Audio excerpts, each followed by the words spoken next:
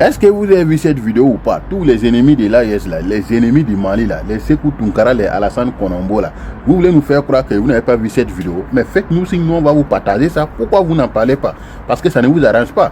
Les médias de propagande là, les RFI, les Jeunes Europe, les TV5 Monde, pourquoi vous ne parlez pas de cette vidéo? Jusqu'au début de toute torsion chez le voisin, j'ai nommé ici NTI et Live TV. Vous ne parlez pas de cette vidéo, pourquoi? Plus de 100 et quelques terreaux arrêtés par nos forces de l'ordre, vivants. Ça, c'est ceux qui ont été arrêtés vivants. Maintenant, ceux qui ont dit là, ils sont combien? On ne sait pas. Ils sont beaucoup. Ils sont beaucoup. Mais vous ne parlez pas de ça. Ça ne vous arrange pas.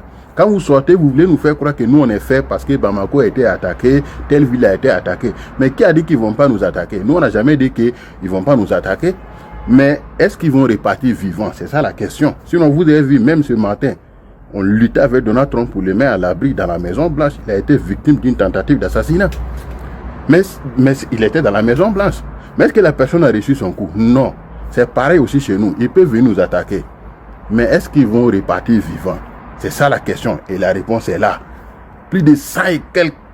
Parce que c'est des gens qui planifient les attaques pendant des mois. Vous voyez? Mais en quelques minutes, la réponse a été de taille. Vous avez même vu la population traîner des corps dans la rue. Nous, on sait que vous voyez ces vidéos-là. Mais vous ne pouvez pas parler de ça. Parce que vous avez échoué. C'était votre plan. Vous avez échoué. Et vous allez toujours échouer sur l'AES.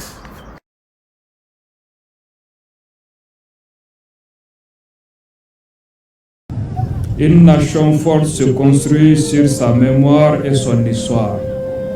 Un peuple fort vit et se nourrit de sa culture. Et un État fort s'adosse à son armée. Camara ne crie choc. Ils n'ont pas seulement frappé un ministre, ils ont frappé une famille. Sadio Camara, sa femme, leurs 2 fils, tous tombés, ensemble, dans leur maison, dans leur pays, sous le même ciel qu'ils rêvaient souverains. Ce n'est plus une attaque, c'est une blessure profonde. Mais de ces blessures-là naissent les révolutions. Le sang de Sadio Camara ne crie pas vengeance, il crie courage, il crie résistance. Qui sont les Africains, qui regardent le Mali pleurer aujourd'hui, qui partagent, qui croient que c'est drôle. Oui, ce sont eux qui ont dit qu'ils ont des armes. Maintenant, on a attaqué Bamako. Vous allez voir. Oui. Parce qu'il y a un adage en français qui dit quand la case de ton voisin brûle, il faut chercher l'eau pour éteindre le feu. Parce que prochaine étape, là, ça serait ta case à toi. Voilà. Notre souffrance aujourd'hui, vous êtes contents, non? On pleure, oui, mes yeux sont rouges. Oui, j'ai pleuré. Oui, on a pleuré. Oui, les vrais Maliens souffrent. Oui, on pleure. Voilà, regardez-nous bien. Votre tour arrivera. Votre tour, les Africains qui n'aiment pas le Mali, votre tour arrivera. Et aux Maliens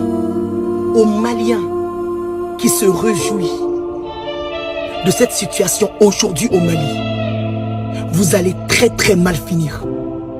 Très très mal finir.